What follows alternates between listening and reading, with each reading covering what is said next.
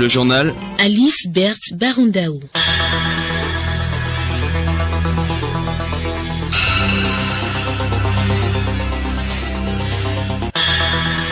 Bonjour auditeurs, bienvenue à tous au journal de la mi-journée. Au sommaire, le président de la République est à Kigali depuis hier. Fort Gnazingbe assiste à la fête nationale de la libération du Rwanda. Trouver des stratégies d'économie de carburant et promouvoir un transport durable à faible émission, c'est l'objectif du rapport provisoire d'études en validation à l'ONU. Riposte nationale contre le VIH-Sida, le Conseil national de lutte contre le VIH-Sida et les infections sexuellement transmissibles et ses partenaires font la revue annuelle des activités de l'année 2018. Ce 4 juillet, l'anniversaire de l'Amérique, le président Donald Trump révolutionne. Il veut faire venir des tanks dans les rues de la capitale fédérale, ce qui suscite des grincements de dents. Sport football, nous parlerons du démarrage hier de la deuxième édition du tournoi de la reconnaissance trophée Laba Fodo. Jeanne d'Arc bat l'AS Léopard 3-1.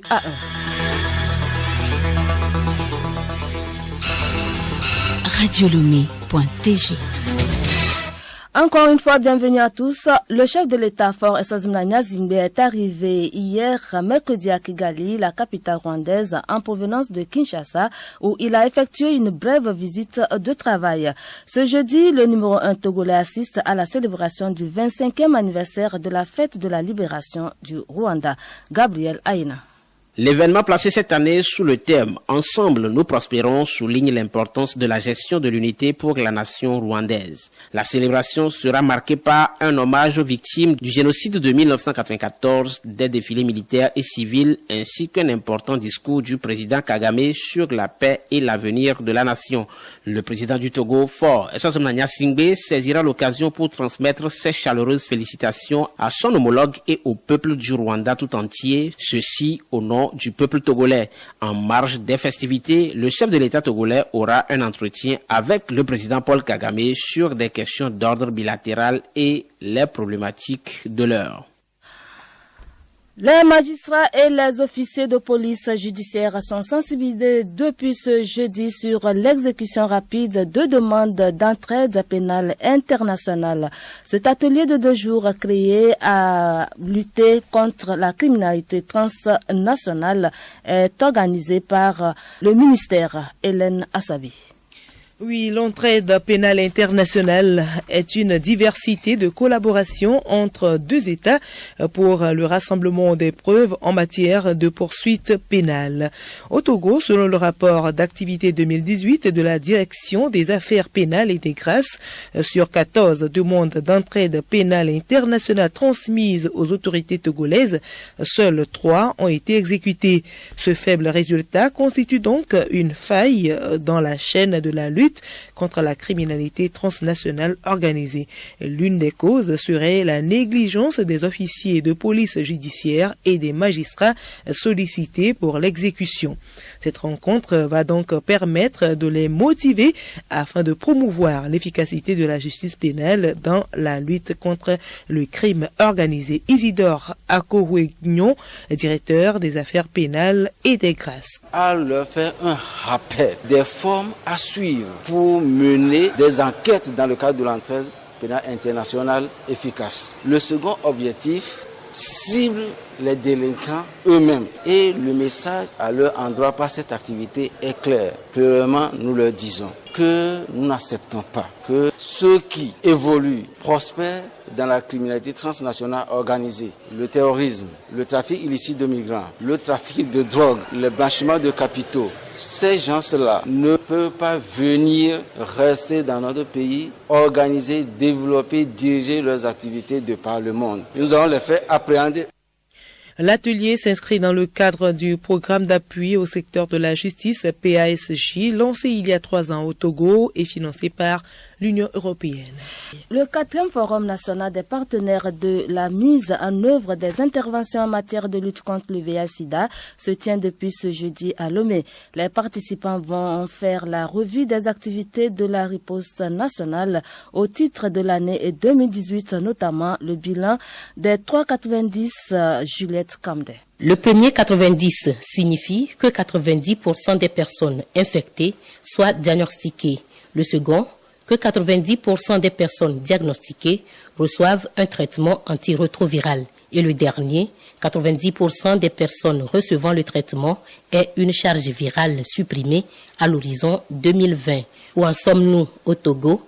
Professeur Vincent Palukenam Piché, coordonnateur national CNLS. Pour le premier 90, on est à 106%. Pour le deuxième, on est à 88%. Et le troisième, on est à 119%. Le vrai effort, c'est de comment aller de 106 à 90. Le second, on est pratiquement prêt. Le troisième aussi, on est un peu loin. On pense que si on fait le diagnostic de façon consensuelle, on peut tendre vers les 90-2020. À la veille de l'échéance de 2020, il est important d'explorer d'autres moyens et stratégies pour diagnostiquer le plus grand nombre de personnes vivant avec le VIH au Togo.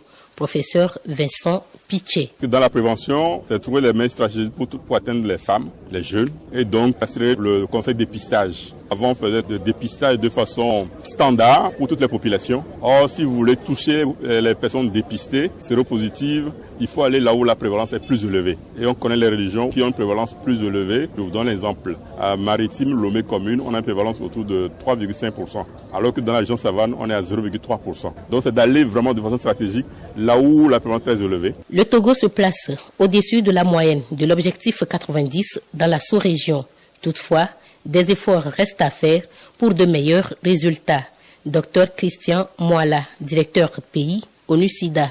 La première chose, c'est vraiment le leadership national au plus haut niveau du pays. Ça, c'est vraiment un des points forts. Le deuxième point, c'est quand même la qualité de collaboration avec les différents acteurs. Quand on compare par rapport à la sous-région, le Togo sur les 3,90 et au-dessus de la moyenne régionale, l'Afrique de l'Ouest et du Centre, il y a encore des défis qui restent, notamment en matière de la pérennisation des acquis. Ça nécessite d'encourager à maintenir les ressources minimum, les ressources domestiques pour... Nous vous le disions en titre, ouverture ce matin à Lomé de l'atelier de validation du rapport provisoire de l'étude approfondie de la stratégie d'économie de carburant et de promotion de transport durable à faible émission. L'objet est de sensibiliser les acteurs concernés sur la nécessité d'adopter les modes de transport respectueux de l'environnement pour une amélioration de qualité de l'air et de la santé des populations. Frétas que nous écoutons.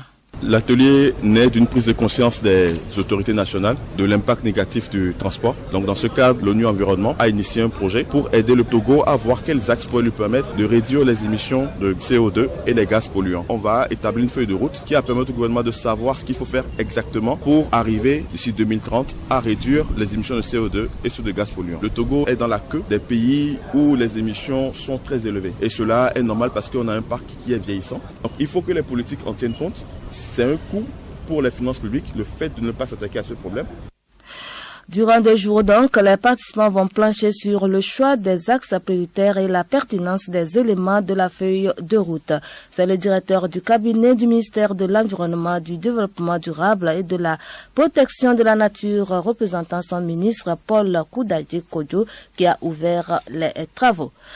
Autre activité, les acteurs impliqués dans le projet d'assainissement de la ville de Kara sont depuis ce jeudi en atelier d'évaluation et de capitalisation du dit projet. Ils vont au cours des travaux relever les atouts du projet, identifier les faiblesses et difficultés et proposer des recommandations objectives en vue de l'amélioration de la continuité ou de la reconduction du projet. Angèle Untonji.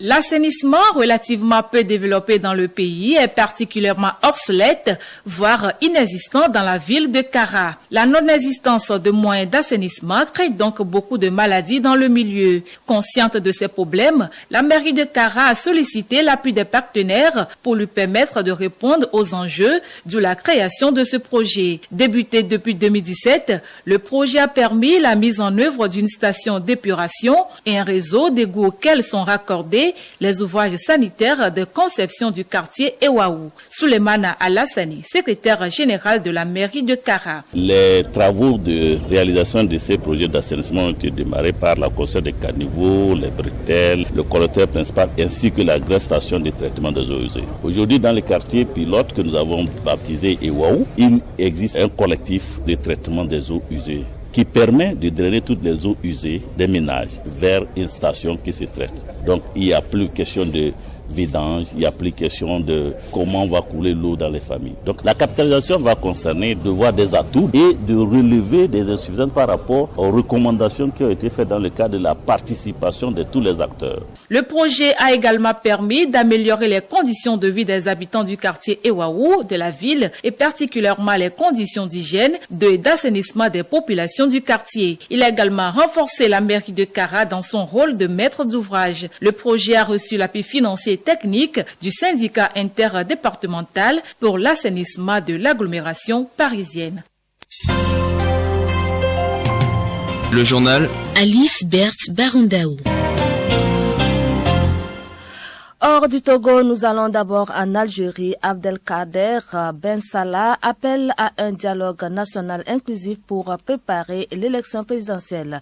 Le président algérien par intérim s'est adressé à la nation mercredi lors d'un discours retransmis à la télévision. Le dirigeant intérimaire assure que ni l'État ni l'institution militaire ne seront partie prenante de ce dialogue. Pour lui, ce dialogue sera mené en toute liberté et en toute transparence.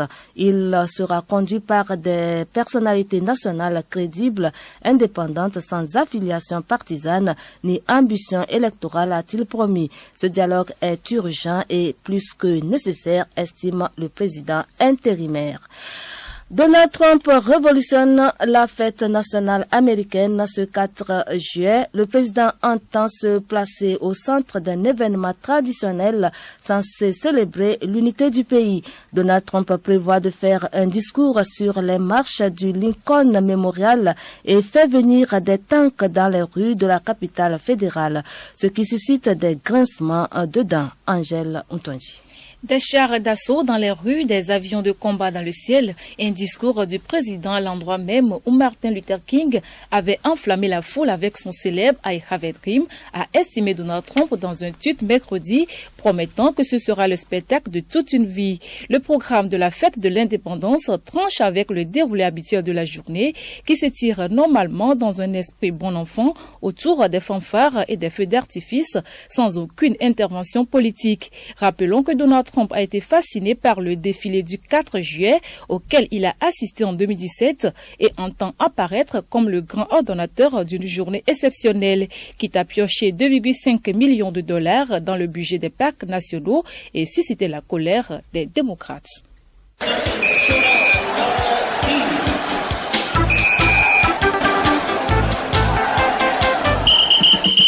Sport football pour refermer cette édition. La deuxième édition du tournoi de la reconnaissance trophée Labafodo a démarré mercredi au stade de la jeunesse Club d'Agoué avec 2 rencontres soldées par un score de 3-1. Aouna Mola nous en parle. Le match inaugural a opposé AS Léopard de Clicamé à Jeanne d'Arc d'Acevito.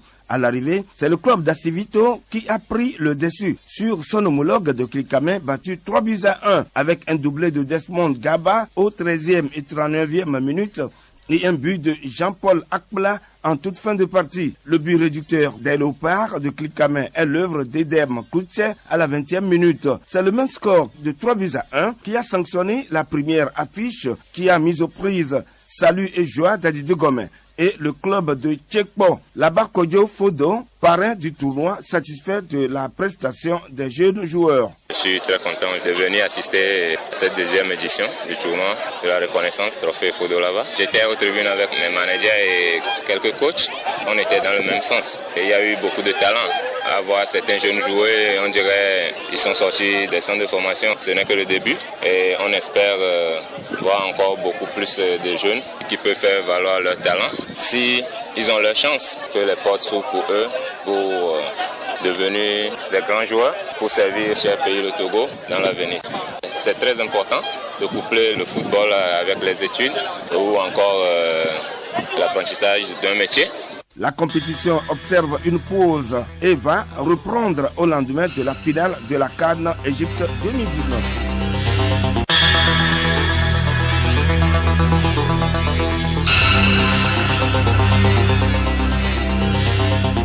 Ainsi se referme ce journal. Retenez ces deux titres en rappel. Le président de la République, Forces Zinania Zimbe, depuis hier à Kigali, il assiste à la fête nationale de la libération du Rwanda.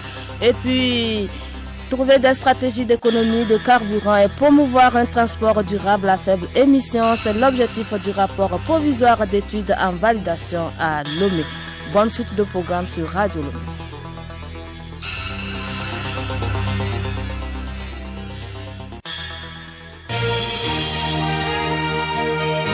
Radio Lomé, boîte postale 434, email radiolomé@radiolomé.tg. radiolomé.tg